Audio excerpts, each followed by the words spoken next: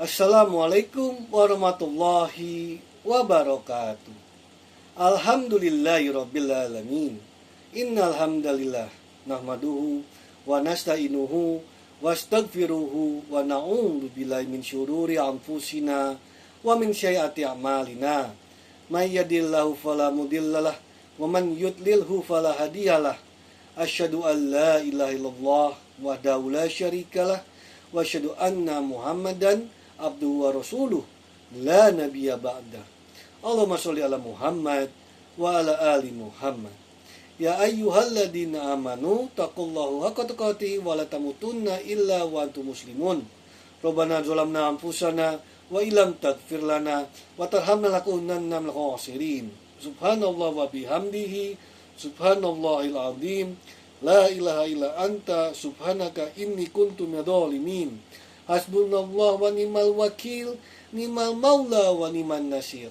Allahumma sholli ala Muhammad wa ala ali Muhammad. Subhana rabbika rabbil izzati amma yasifun wa salamun ala mursalin walhamdulillahi rabbil alamin.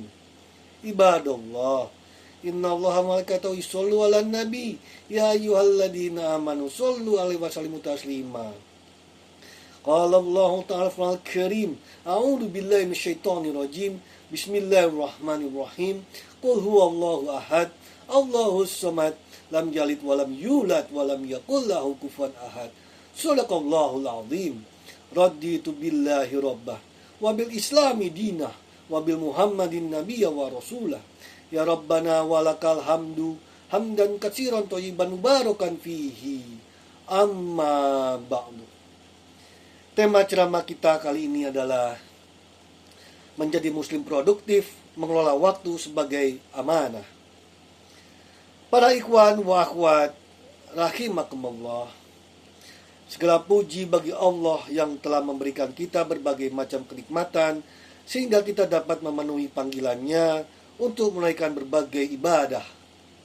Nikmat yang harus digunakan dalam rangka memenuhi syariat yang telah ditetapkannya. Sholawat berserta salam mari kita haturkan bersama kepada Nabi Muhammad SAW, juga kepada para keluarganya, sahabatnya, dan semoga melimpah kepada kita semua selaku umatnya. Amin ya rabbal alamin. Para ikhwan wa akhwat rahimakumullah, salah satu nikmat besar yang sering umat manusia lupakan adalah nikmat waktu. Waktu adalah modal utama dalam hidup dan sekaligus ujian yang paling halus.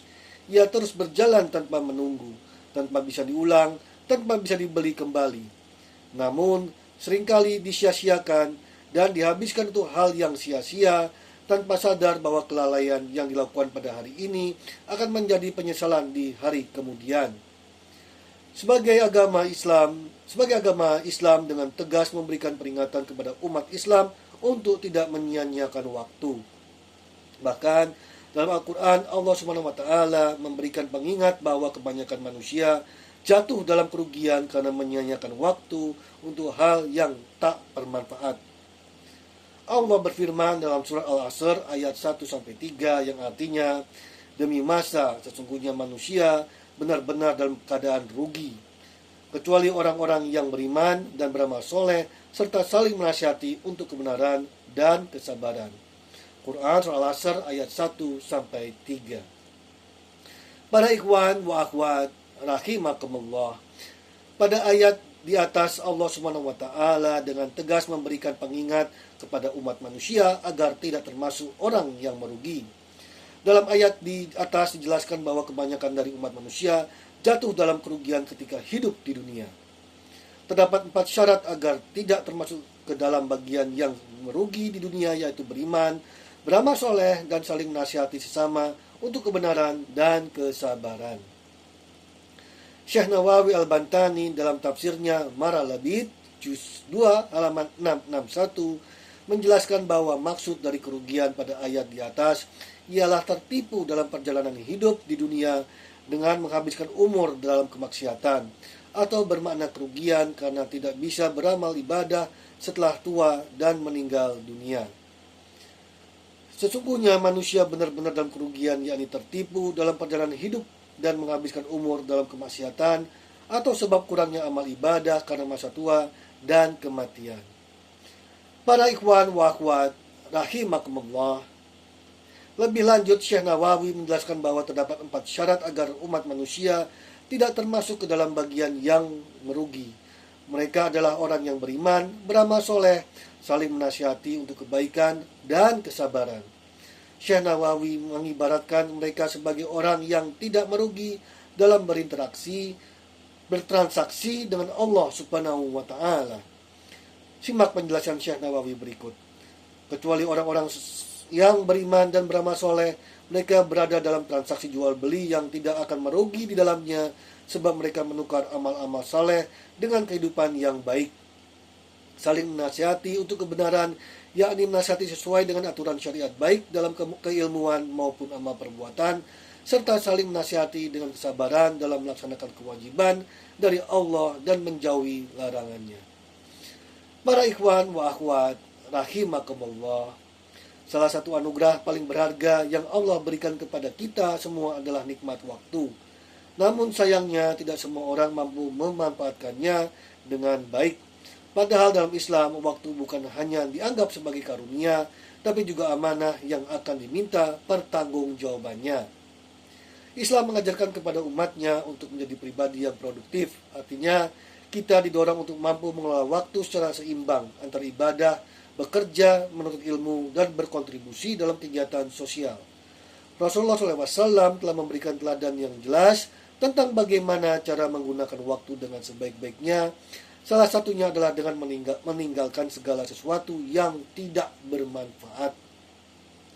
Dalam sebuah hadis, Rasulullah SAW bersabda, di antara tanda Islam berpengaruh baik terhadap seseorang adalah ia meninggalkan hal yang tidak bermanfaat. Hadis riwayat Tirmizi.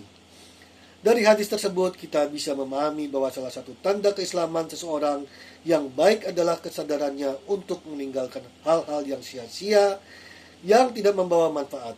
Seorang muslim sejati adalah mereka yang menjadikan setiap detik kehidupannya sebagai bagian dari ibadah kepada Allah Subhanahu wa Ta'ala. Para ikhwan wa akhwat rahimakumullah, sebagai penutup, mari kita sama-sama menjadikan waktu sebagai ladang amal dan investasi akhirat. Kita perlu terus mengevaluasi bagaimana kita mengisi waktu agar tidak berlalu dengan begitu saja tanpa makna. Ingatlah, waktu adalah aset yang tidak bisa dibeli, tidak bisa diulang, dan tidak akan menunggu siapapun. Berikut beberapa hal yang bisa menjadi pedoman agar kita menjadi muslim yang produktif dan tidak tergolong sebagai orang-orang yang merugi. 1. Buatlah perencanaan harian dan susun skala prioritas, lalu isi dengan aktivitas yang positif seperti membaca, menulis, berzikir, dan amal ibadah lainnya. 2. Niatkan setiap aktivitas positif baik belajar, bekerja, maupun membantu sesama sebagai bentuk ibadah kepada Allah. 3. Hindarilah pemborosan waktu termasuk penggunaan media sosial yang berlebihan serta kegiatan yang tidak bermanfaat. 4. Manfaatkan waktu luang untuk menambah ilmu agama dan meningkatkan kualitas diri baik secara spiritual maupun sosial. Semoga kita semua termasuk ke dalam hamba-hamba Allah yang pandai memanfaatkan waktu. Semoga setiap detik hidup kita menjadi bernilai dan membawa manfaat, diberi kekuatan untuk terus berada dalam ketaatan, dijauhkan dari sifat malas dan menunda-nunda, serta tergolong dalam golongan orang-orang yang selamat dari kerugian. Amin ya rabbal alamin. Demikian, terima kasih. Syukran, barakallahu li walakum fil Qur'anil azim. Jazakumullah katsiran wa billahi taufiq wal hidayah. Ihdinas siratal mustaqim. Wallahu muwaffiq ila aqwamit thoriq. Wassalamualaikum warahmatullahi wabarakatuh.